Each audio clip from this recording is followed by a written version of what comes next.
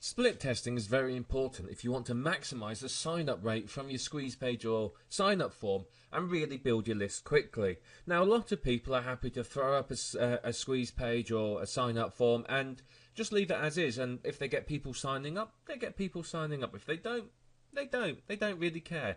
But the thing is, if you're doing that, you're potentially losing huge amounts of subscribers. Well-targeted squeeze pages can get sort of 50, 60 and even 70% conversion rates. So that means for every 100 people that go to your site, you could end up with as many as 70 of them signing up to your list.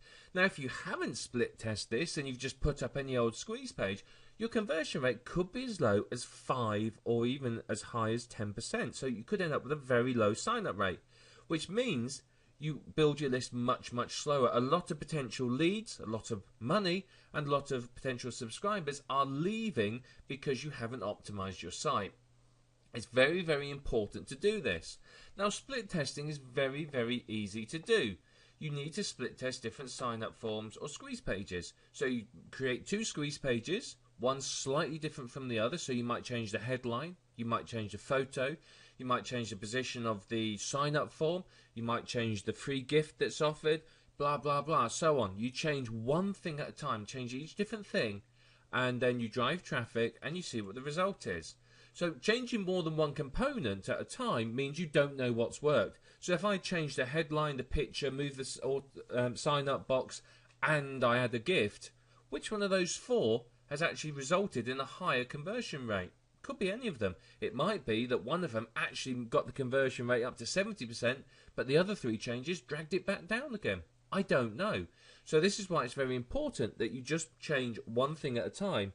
So you compare, your existing one, and then I make a change on it, and I compare and I drive traffic to both, and I see which works best. And that way I can really determine what is going to work and what's going to boost my conversion rates. And as you start to work this out, so you'll realize that in certain niches there are similarities in what boosts your conversion rates, and it will help you next time you set up a squeeze page or a sign-up form to create a much better form out of the box. Rather than having to go through split testing right from the beginning, you've got a good sort of starter for 10 that you can go from. So basically, you change a component, you compare the 2 split pages. If one has a higher conversion rate than the other, you keep that one and discard the other. If the change makes the conversion rate worse, you drop that and you keep the original and make another change. Now, this isn't something that you're going to be able to do in, a day. It takes several weeks and even several months of careful tracking and calculation, which is why a lot of people don't bother doing it.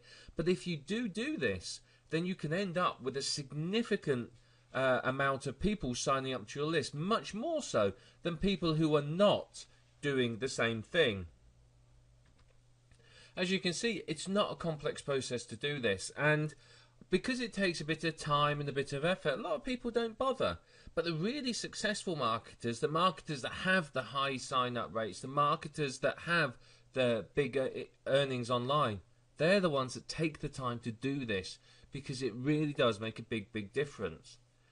And then once you've made one change, you change something else, and it's an iterative process. You keep making the changes. You change one thing, drive traffic, change another thing, drive traffic, and you work out from that what works and what doesn't work. Now, it's very important that you drive pretty much the same amount of traffic for each test. So there's no good having one test with 10 people, next with 100, and the one after with 1,000, because they're not comparable. So you need to say, right, I'm going to have 500 visitors to my site. Let's see what happens. Now, under 100 isn't really statistically significant. Ideally, you want somewhere between 500 and 1,000. Closer to 1,000, the better, because then you've got a much better, a broader sample of people. 100 people isn't really enough for you to base your judgment on. When you've got 1,000, you've got a good proportion of people to the site, and you can go, yeah, I know this has produced this conversion rate. So just keep driving the traffic to it, make the changes, and you'll find that you'll get some good results from it. But remember, this is very, very important. You must not change more than one thing at once. If you try and do that, you try and change too many things, you're going to be unaware as to what has worked and what hasn't worked, which basically means you are not going to be able to improve your conversion rates.